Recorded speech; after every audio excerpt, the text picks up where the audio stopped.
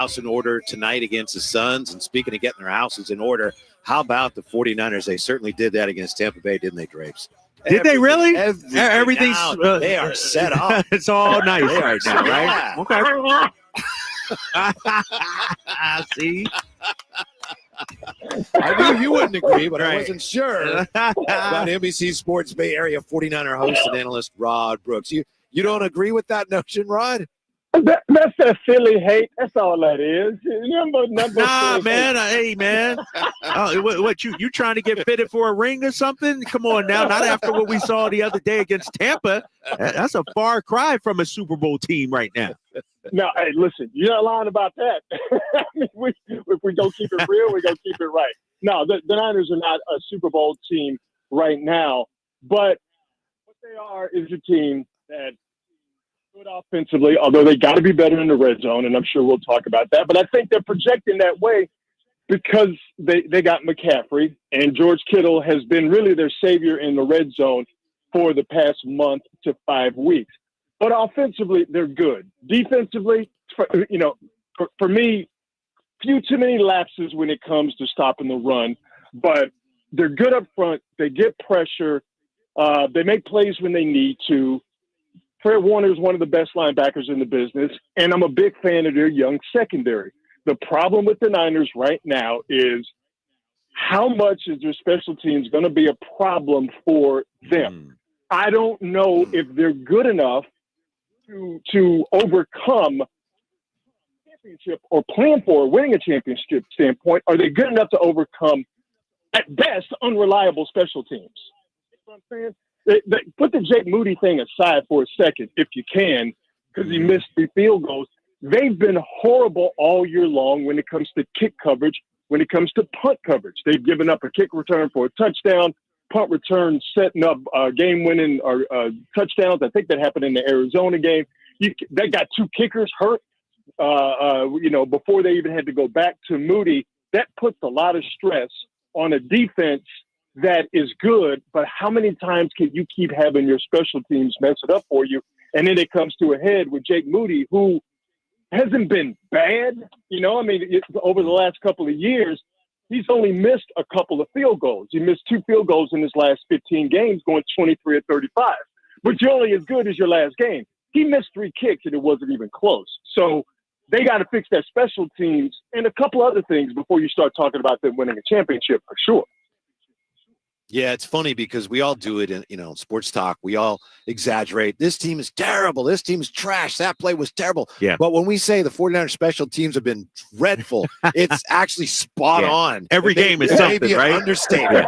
But Rod, I want to ask, let's get into this, and then either we move on from it or we dive into it further, get it out of the way one way or the other. The Debo Pepper dust up, the sign that this team is cracking under the weight of all this pressure. No, not at all. I mean, it wasn't a good look from my standpoint for Debo to put his hands on Pepper. You could say what you want to say. Debo could say lock in. Pepper can say get away from my kicker. All that's good. That's just competition. Again, just my point of view. Putting your hands on another man at work, I'm just not down with it. But to answer your question, it's as dead as Napoleon. All right, it's just that's football. That's competition. That's the heat of battle. The 3 participants, particularly Debo and Pepper, they got together. They talked about it. They squashed it. Kyle Shanahan handled it from the jump. And even he said, he felt like he really needed to talk to those guys when he saw the physical altercation. But no egos bruised. Everybody's on the same page, so that's over and done with. The biggest issue for them is, the next game they got coming up against Seattle. But what we just talked about a little while ago, they got to fix their special teams in all 3 areas of special teams. But that testosterone presentation, that's over and that's done with. Hey, Rod, how much criticism should Kyle Shanahan get? One of the topics we've been throwing around, and Jay, our great producer, brought up, there's no variety in terms of schemes, hurry up offense, not aggressive enough. Yeah, no hurry. And then what? Tom Brady, called it predictable. If you send 2 or 3 on one side, like Brock Purdy can't call out the protections. Like, how much blame is Shanahan on just not letting the reins go and letting these guys do what they do? Well, but that's not who he is. That's not his offense. His offense is, we're going to run the ball, and as Kyle Shanahan here, I don't give quarterbacks the ability to change protections because I want them to concentrate on playing quarterback. He'll call 2 plays in a huddle. They'll either roll with it or they'll kill it and go to the next one. But and again, this is the Shanahan family offense. This is not Kyle Shanahan saying, this is the way I'm doing it. This is the way this offense has been going since his old man passed it down to him back in the day. The center, he's the one that calls the protections. So we can not like it or not, but the center is the one that's got to get it right. You dig what I'm saying? So when it comes to criticism for Kyle Shanahan, he should be criticized because they haven't won a Super Bowl. That doesn't make him a bad coach. That doesn't mean he should be fired by any stretch of the imagination, in my estimation. But until they win the Super Bowl, he's always going to come under some criticism because this team has been so good over the last few years. I will say, though, when it comes to being innovative or whatever, I don't think there's anybody that's as innovative as Kyle Shanahan when it comes to how he's using Christian McCaffrey, how he used Deebo Samuel back when Deebo was really, that wide back, that threat, how he uses George Kittle, and how he is using Juwan Jennings, who is now their number one, their ex-receiver. So I don't have a problem with his scheme. I think Kyle can be stubborn. He can be hard-headed at times, but I think that's a trait that a lot of good coaches have. They believe in their stuff, they believe in their system, and they believe it should be run a certain way. I think we can go down the list of halfway decent coaches and great coaches and see that they're all that way. But until they win, he's going to be under criticism and scrutiny. But that's just the way it is, man. That's just part of the deal of being a head coach. Yeah. Yep, Rod Brooks with us, NBC Sports Bay Area 49er I will say one and, thing, though. and It popped into my head. Yes. I love Deebo, but going in back there and handing the ball off to him, I think that's run his course. You dig what I'm saying? That's the one thing where I look at that and I go, we really still doing this? However, though, against the Seattle Seahawks, he, over the last couple of years, has completely and totally eaten those guys up. And I would expect for that to happen this upcoming Sunday. Rod, the thing that was most unsettling to me about the game, and I know they won, and I know, Moody missed 3 field goals, but most unsettling to me was that, and you've alluded to it today, we know the 49ers, when push comes to shove, getting down to basics, they run the ball, they stop the run. They really were not able to run the ball. Is that just because CMC's, he's still running into shape? Was just Tampa Bay defending him well? Should I be alarmed that Brock Purdy had to throw for as many yards as he had to throw for them to win? No, I don't think you should be alarmed. I'm not telling you how you should go about feeling things, but I think you should feel pretty good. The fact that the Niners couldn't run the ball and Brock Purdy was able to throw for over 300 yards and look good doing it. Throw for over 300 yards without Brandon Ayuk. That Tampa front, and I believe we talked about it last week, that's a good Tampa front. It's hard to run against. That's what they hang their hat on. But that Tampa secondary and their passing defense, I remember telling you guys last week, they're ranked 30th in the league. So that's what you're supposed to do, right?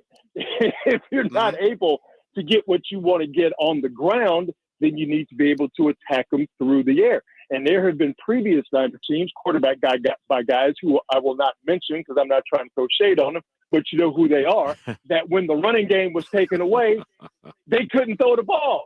You know what I'm saying? So the fact that you have a cat in Brock Purdy who can hit a team for 353 yards and 2 touchdowns and no interceptions, to me, that's where you go, all right, that's a part of his maturation process. And the Niners are a team that if special teams doesn't hurt them, they can win any type of game that's able to be played. Do you have to run the ball? They can run it. All right, Christian McCaffrey had a pedestrian day on the ground, but that's not going to be that way going forward. That's the first game he played all year long. And if you're Tampa, you do everything possible to make sure that Christian McCaffrey does not hurt you on the ground. Those guys are on scholarship too. So Tampa did their job. The Niners countered Brock Purdy, and that passing offense did their job. Rod Brooks joining us. Rod, you brought up CMC, and I know you talked about the red zone earlier. Were you surprised that, CMC didn't have much a more impactful outing in the red zone area, or is it just going to take some time to get up to speed on that? I think it's going to take some time, and I was surprised.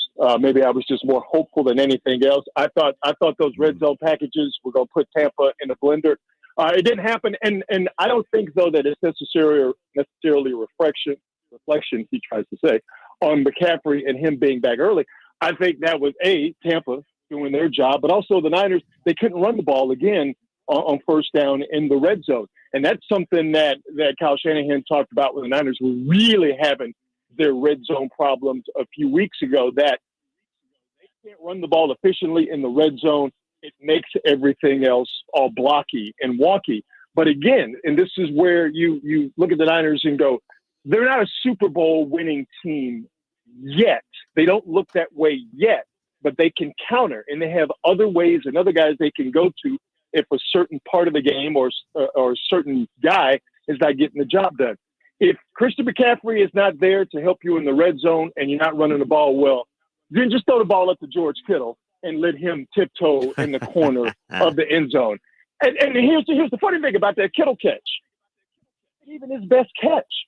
Don't forget about the one on the left side where he tipped it to himself and he caught it for a key first down. This dude, man, he is an inline run blocking tight end. And he has been the Niners' most consistent receiver over the course of this season. And like I said, he has absolutely bailed them out in the red zone over the last 4 or 5 weeks.